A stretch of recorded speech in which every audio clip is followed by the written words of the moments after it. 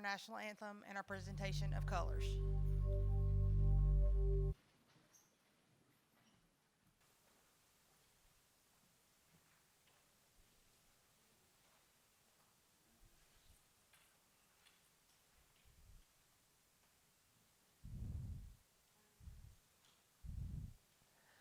Oh, say, can you see by the dawn's early light what so proudly we hailed at the twilight's last gleaming, whose broad stripes and bright stars through the perilous fight o'er the ramparts we watched were so gallantly streaming, and the rocket's red glare, the bombs bursting in air, gave proof through the night that our flag was still there. Oh, say, does that star-spangled banner yet wave o'er the land of the free and the home of the brave?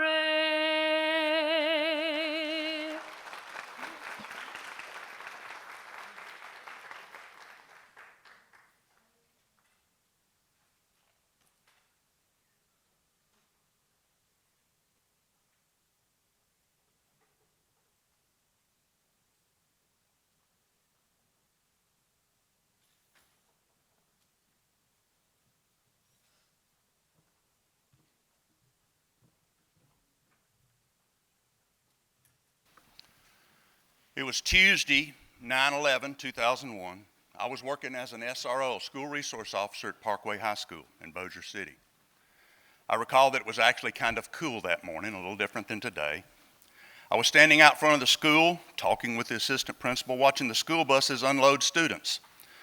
Shortly before 8 o'clock, a history teacher came running down the sidewalk toward us and barely slowed down enough to let us know that the terrorist had just crashed a plane into the World Trade Center.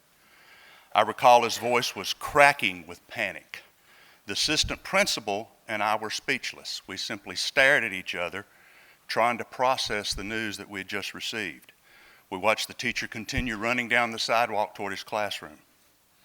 I think every American remembers where they were, what they were doing, and who they were with when we first heard the news of 9/11 terrorist attacks on our country.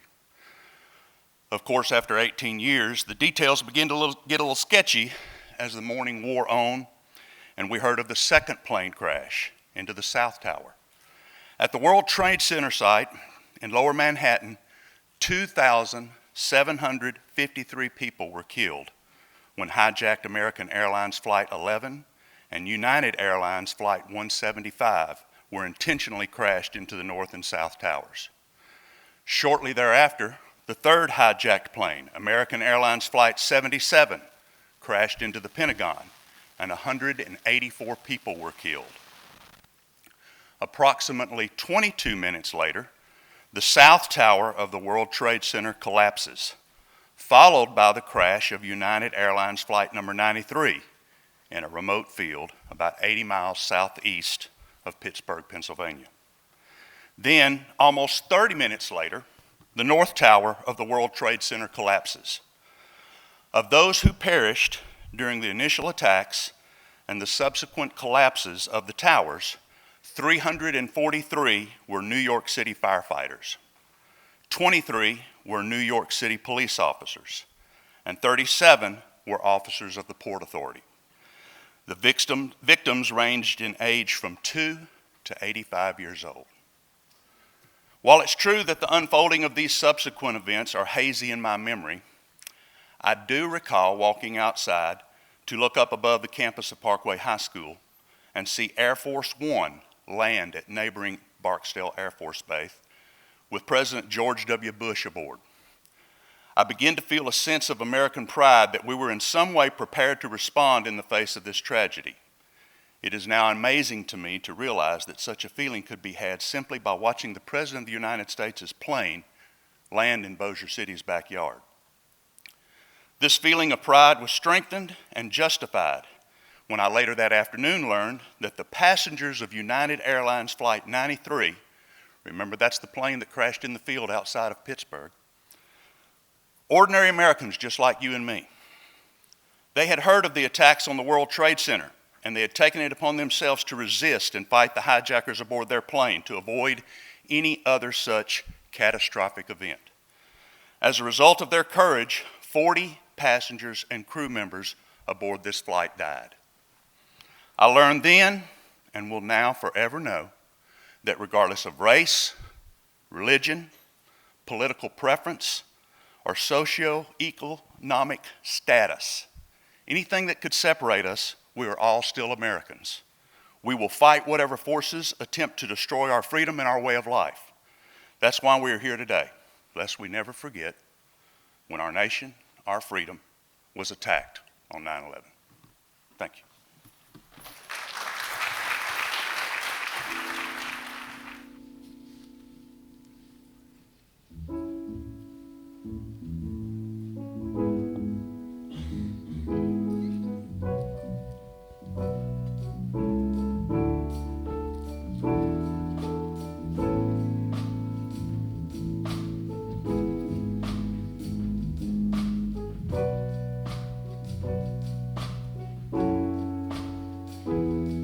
If tomorrow all the things were gone I've worked for all my life, and I had to start again with my family by my side, well, I thank my God above to be living here today, because the flag still stands for freedom and they won't take that away. And I'm proud to be an American, where at least I know I'm free. And I won't forget the men who died, who gave that right to me. I'll proudly stand up next to you and defend her still today. 'Cause there ain't no doubt I love this land. God bless the USA.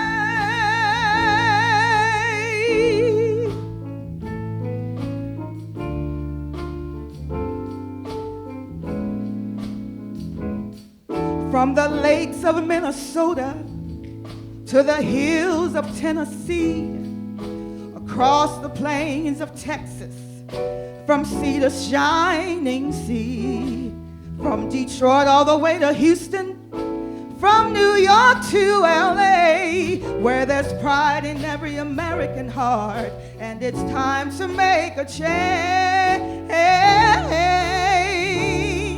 And I'm proud to be an American, where at least I know I'm free. And I won't forget the men who died, who gave that right to me. And I'll gladly stand up next to you and defend her still today. 'Cause there ain't no doubt I love this land. God bless the USA. God bless the USA. And I'll gladly stand up next to you and defend her still today. 'Cause there ain't no doubt I love this land. God bless the USA.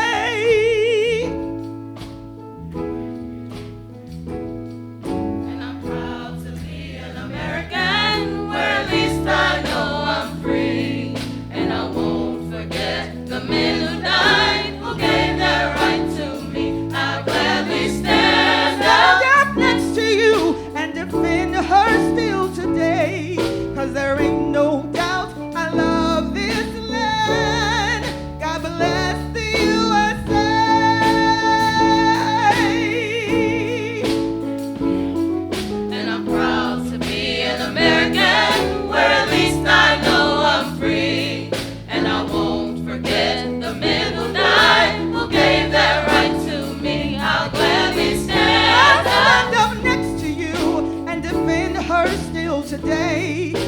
there ain't no doubt I love this land. 'Cause there ain't no doubt I love this land. It's your turn. 'Cause there ain't no doubt I love this land. You say. There ain't no doubt I love this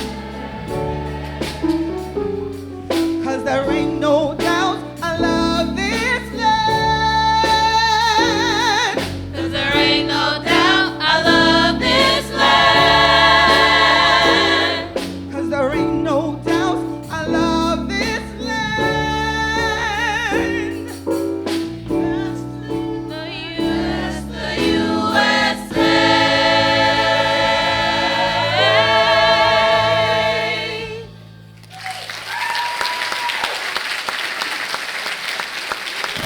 Thank you so much, Tori Smith and the BPCC Gospel Choir. We'll hear from them a little bit more in a minute.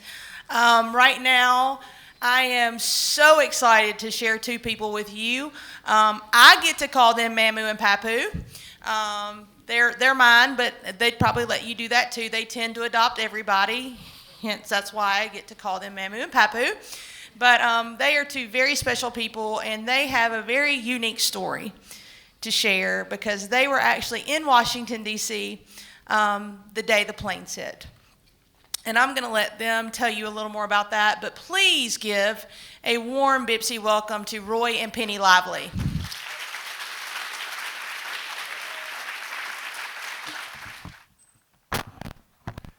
First, we want to say thank you for being here today and for reflecting back on 9/11/2001. I am a retired federal employee. I worked with the Internal Revenue Service for 30 years. Don't leave. Don't leave now. Don't leave. Let me finish. But my last 10 years, I was office manager for the Excise Tax Division in Washington, D.C., and was at 1111 Constitution Avenue. That's where the National IRS office is. And what that day on September the 11th was just a normal day. I was up and caught a train, the metro system. Many of you probably been to D.C., the subway system, where a lot of people use to commute back and forth to work. Caught a 5:30 a.m. train to work. Got into the building. People started to flood in. Just a normal day. And then early that morning, a little before 9 o'clock, some of us were in a meeting and someone said, "Oh, look, there's a plane that flew into one of the towers in New York City." Well, none of us we didn't really, wasn't too alarmed by that. Said, well, some pilot made a mistake. And it wasn't too long after that, a few more minutes, and then we got a second report of another plane flying into the Twin Towers. Now we began to get nervous. And then within minutes, we received reports that the Pentagon had been hit, and the White House, which was only a couple blocks away from us where we were, was next. Now you have to understand this in the timeline. At 8:46 a.m., the North Tower was hit. At 9:03 a.m., the South Tower. At 9:37 a.m., the Pentagon. At 9:56 a.m., the South Tower collapsed. At 10:07 a.m., Flight 93 crashed in Pennsylvania. And at 10:28 a.m., the North Tower collapsed. We heard this news, and I'll tell you, employees in the building where we were and all there up and down Constitution Avenue began to panic. There was a panic, and people were racing for their cars, those that had cars, in an attempt to escape what they thought was coming next, the plane that would be coming into the White House. Well, Constitution Avenue, if any of you have been there, it's a pretty good-sized street down in our nation's capital. Well, it looked like a freeway at 5 o'clock in the afternoon. There were lots of cars, but nobody was moving. Those of us that were still up in the building looking down who did not have cars, we just looked down and we just saw people sitting in their cars, not moving.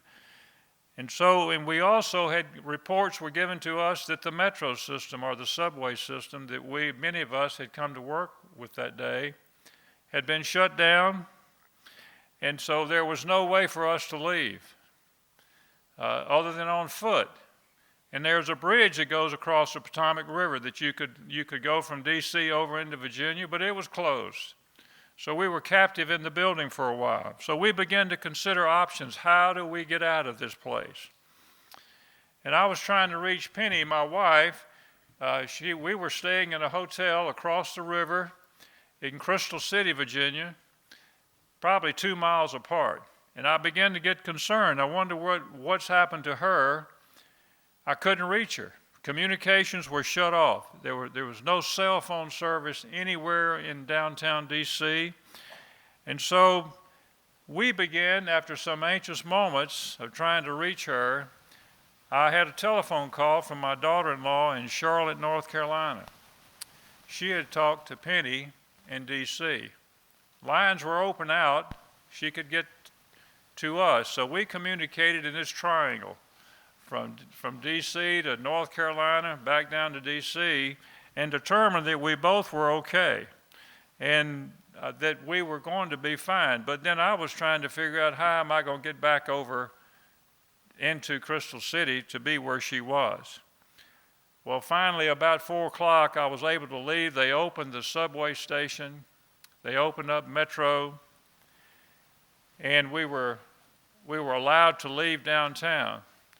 Now, for those of you that may have been on the Metro system in D.C., particularly over in the Crystal City area, there's a stop for the Pentagon.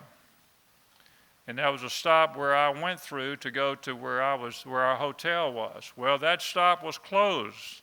The train would not stop. But as we passed through that station, I thought I was in a war zone. There were policemen everywhere, security forces everywhere. And as we approached that station, folks, there was quietness on the train. Normally, in a normal course of the day, that train was bustling with riders, and everybody was visiting or talking, and a lot of racket going on. Today, it was very quiet, and when we reached the Pentagon station, there was a stillness. There was just a stillness. That it was just very unreal. It was very unreal. Well, I finally reached my station, and Penny and I were reunited, and the Pentagon station stayed closed for several days. Although I was able to get back on a train later and go back down to D.C., we couldn't stop at the Pentagon. They would not allow any people there. And so what happened following that attack, I think, is important. For 3 weeks following the attack, everywhere that we went or we attempted to go, we were met with security forces at every intersection.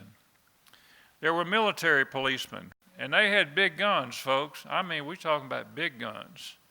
They had big armored equipment that they had and vehicles.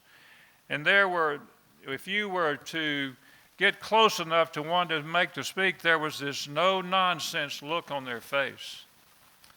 This is not a time to ask about your mama's second cousin, third removed down on the back end, the back 40.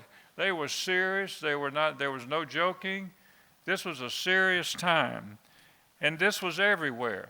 You would see policemen, you would see security forces, and there was quite a bit of anxiety everywhere we went. Airports were closed. Rental cars were non-existent. And the mood in the city was quite somber, was quite cautious. And it was somewhat unbelieving that we in D.C., we in the U.S. had been attacked. We were just in disbelief to some degree. Well, finally, we were given permission to leave the city after 3 or 4 weeks. And Penny and I decided we wanted to get out of the city, and we traveled to Charlotte to visit with our son for the weekend. Now, in the midst of all crisis, in the midst of all trouble, there's occasionally something that God provides for a little bit of laughter. Well, we were leaving, and as we went down to the basement, I did have a rental car that I had rented for that particular trip to D.C. As we were getting in the rental car, I opened the door for Penny. We had our suitcases and opened the door for her, and off we went. Off we went to Charlotte. We had 2 young granddaughters. We had bought gifts for them. When we got into Charlotte, I went back to the trunk of the car to get their gifts, and guess what? My suitcase was not there. And I thought, well, I put it in the back seat. So I looked in the back seat, and it wasn't there. And then I reflected, I had left it in the parking lot, the basement of that hotel. And during that time, during those 3 or 4 weeks, any suspicious package, the police would take and blow up. Well, I'd been staying at this hotel for several months, so I called and I said, oh, this is Roy Lively. Y'all didn't happen to find a suitcase in it? Well, we actually found a black suitcase. I said, did you blow it up? I said, it doesn't have anything but some underwear and a few little things like that in it. If so, no, we kept it for you. But God gave us just a little bit of humor. Of course, the girls loved it. Our granddaughters thought it was pretty neat. But it was something funny, but it also reminded us of the seriousness of the security forces that we had at play in our nation's capital during that time.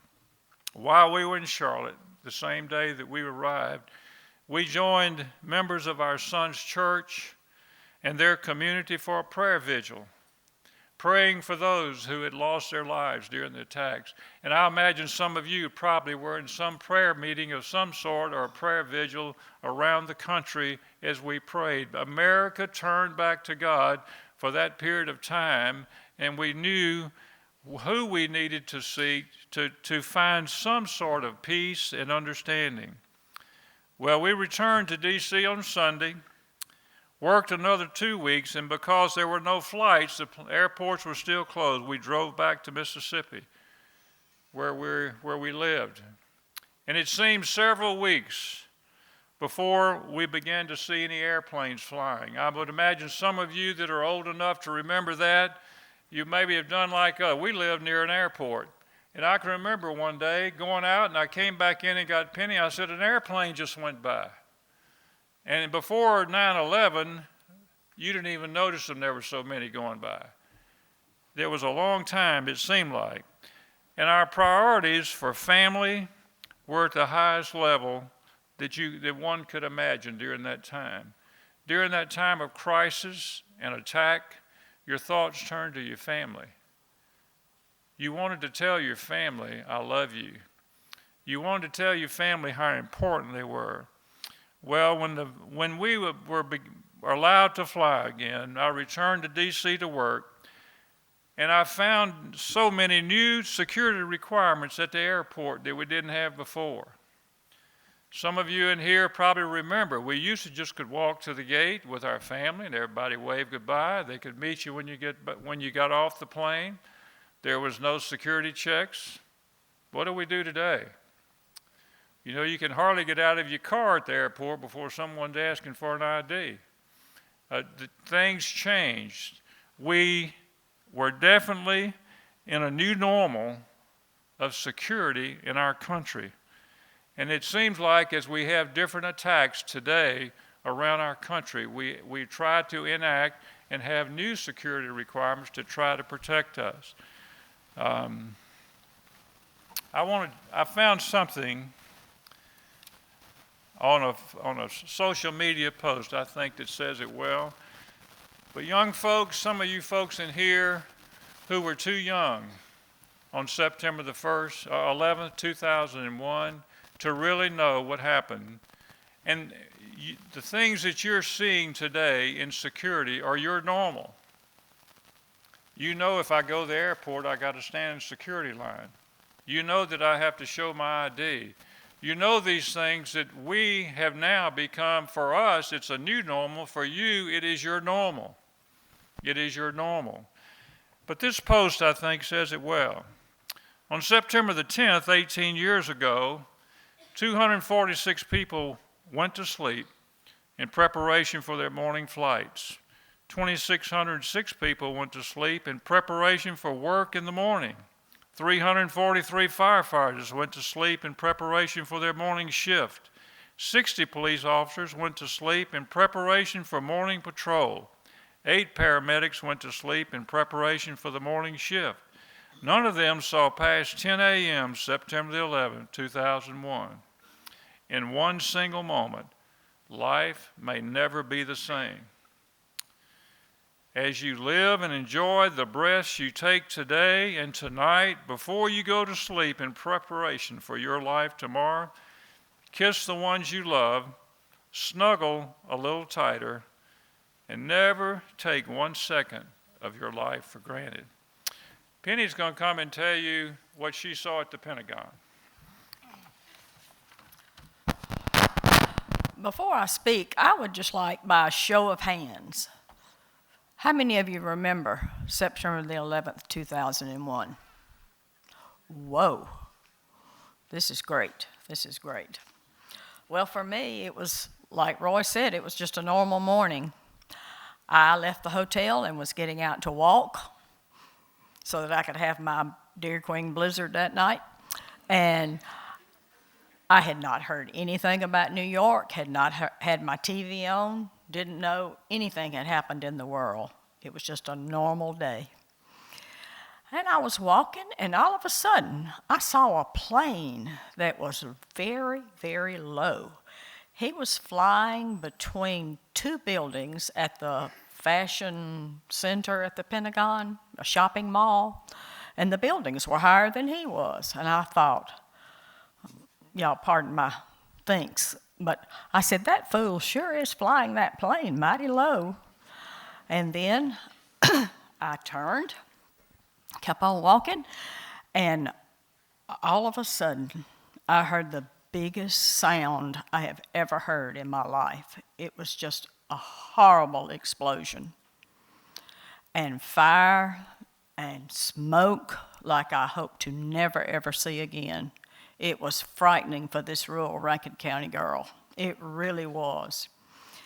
And I was placed right beside the MCI building, and they had nearly 1,000 employees. And I have determined that none of them called in sick that day, and they all came running out. And it was just unbelievable, the feeling that everybody had. And you didn't know what to do. I mean, nobody knew what to do. Some of the people in the MCI building knew about New York, but this girl didn't. I still didn't know. And finally, somebody told me.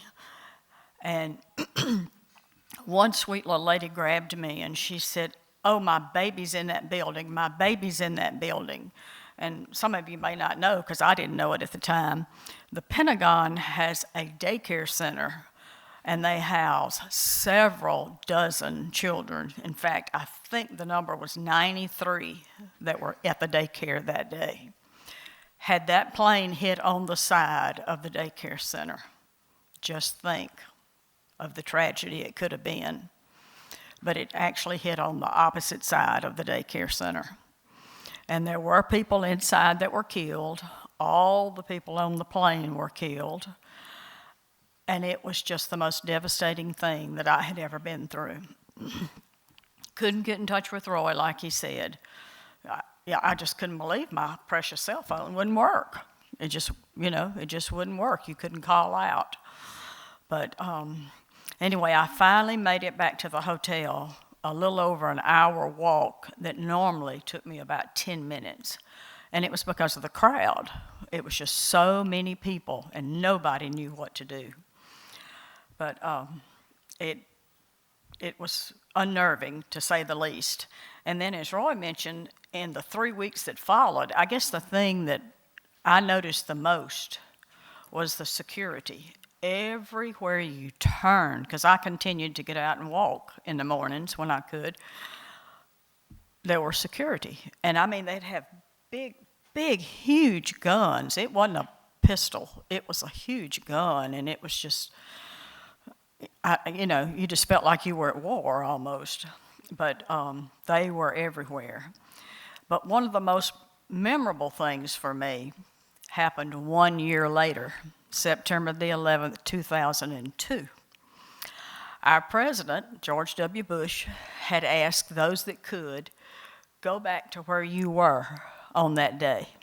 So there was no problem. I was going right back to that same spot, right beside the MCI building, and I was going to do what George Bush asked us to do. He said, take just a moment and have a silent prayer and be thankful that we are where we are today. So I just go barreling down there, and I get to my spot, and there are 3 men standing in my spot. And I'm thinking, well, as I get closer to them, they'll move. They'll move for me. Well, they didn't. They just stood there. And so finally I went up to one of them, and I said, may I ask y'all if I can kind of join y'all? Or what I really wanted to say is, y'all get out of the way. But anyway, they did. They kind of moved back a little bit, and I told them, I said, this was my spot. This is where I was a year ago today, and I want to do what the president asked me to do. And I said, so I'm going to bow my head, and I'm going to have a silent prayer. Y'all are welcome to join me if you want to. And I really believe that all 3 of them did, because when I finally said amen and raised my head, they were raising their head. So that was encouraging to me. And so I asked them, I said, do y'all live here? And without hesitation, all 3 of them at the same time pulled their coats open, and it said, Secret Service agent. And I'm thinking, I cannot believe that I have asked the Secret Service to move out of my way, but I did. And so then one of the gentlemen asked me where I was from, and I said, well, I'm from Brandon, Mississippi. And he said, oh, I'm from Ocean Springs, Mississippi. And I thought, oh, this is wonderful, wonderful. But like Roy said, there was always some good to come out of the bad. So I was just real thrilled to have those 3 men with me. And many of you probably saw this on social media too. I've seen it 1,000 times this morning, but I saw it a couple of days ago too. It says, I miss 9/12, not 9/11, 9/12s. I would never ever want another 9/11, but I miss the America of 9/12. Stores ran out of flags to sell because they were being flown everywhere. People were American before they were upper or lower class, Jewish or Christian, Republican or Democrat. We hugged people without caring if they ate at the Chick-fil-A or if they wore Nikes. On 9/12, what mattered more was what united us than what divided us. And I wish we could get back to that. Thank y'all.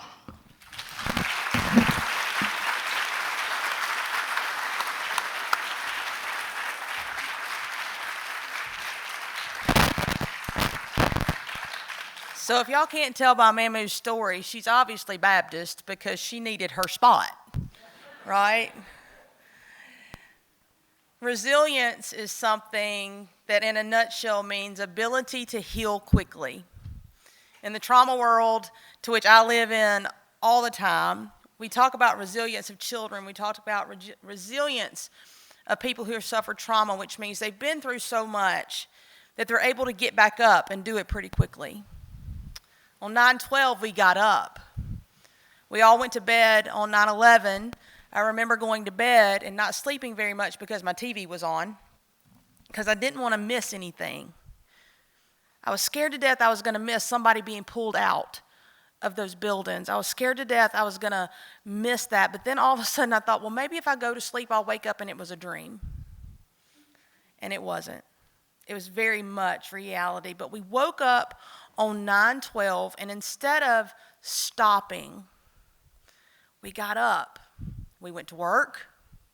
We united as a nation and as communities.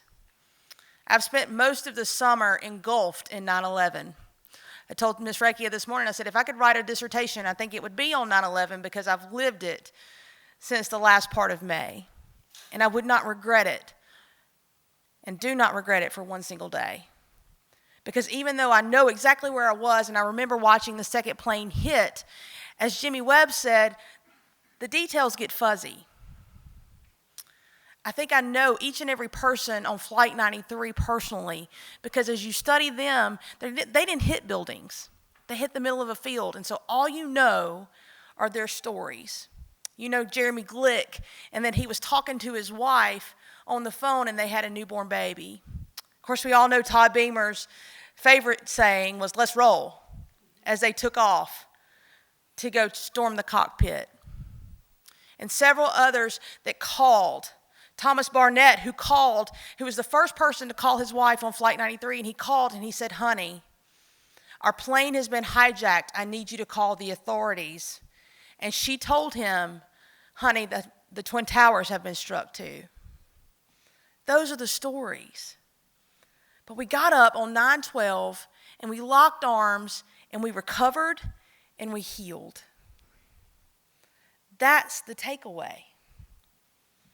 Yes, 2,983 flags are out in our quad today, and each one of those represents a life that was lost, whether in the Twin Towers, in the Pentagon, on a plane, or on Flight 93. They all represent one life that was lost. And because of those 2,983 names, a nation came together and said, "No more." I grew up hearing stories of December 7th and Pearl Harbor Day because my grandmother lived it. And every December 7th, she would tell us the story, and she'd tell us where she was, and she'd tell us about the aftermath, and she heard it on the radio. She didn't get to watch it on TV, of course. But she'd tell us what life was like. And I remember on that day when I watched that second plane hit that tower on TV, live on TV, I remember those 22 years of stories all of a sudden making sense, and I got it for the very first time. I'm hoping that you never have to get it like I got it that day. I'm praying that your normal never changes and that it just only gets better, that the best is yet to come and not the worst. But the worst does come. Here's what I want you to know. You will survive. You will heal. We will heal. We will go on. Because we lock arms and we do it together and we move forward. We remember the past. We honor those who lost their lives while locking arms and moving forward. Tori, gospel choir is going to come, and then Miss Reiki is going to close us out with a closing. Thank y'all so much for coming today.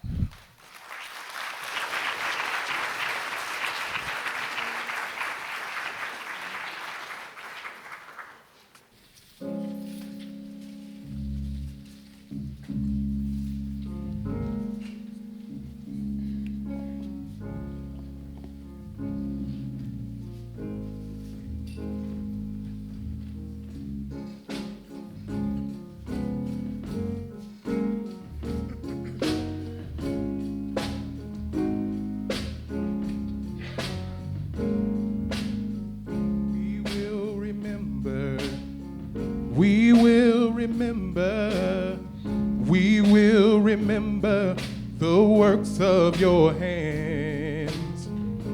We will stop and give you praise, for great is thy faithfulness. We will remember, we will remember, we will remember the works of your hands. We will stop and give you praise, for great is thy faithfulness. You're our creator, our life sustainer, deliverer, our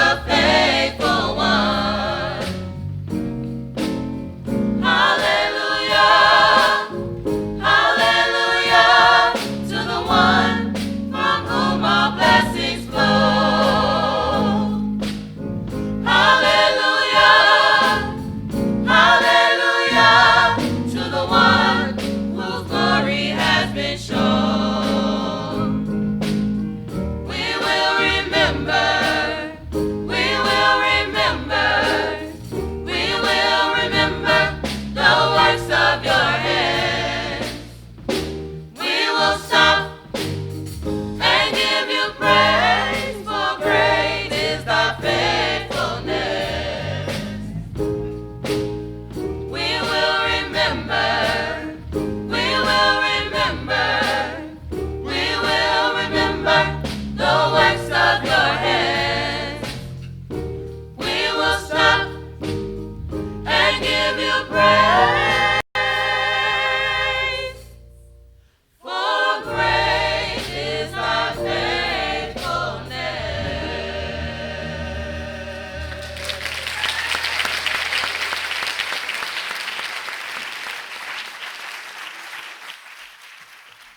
I'm not really sure how you follow that, except for another round of applause for the gospel choir.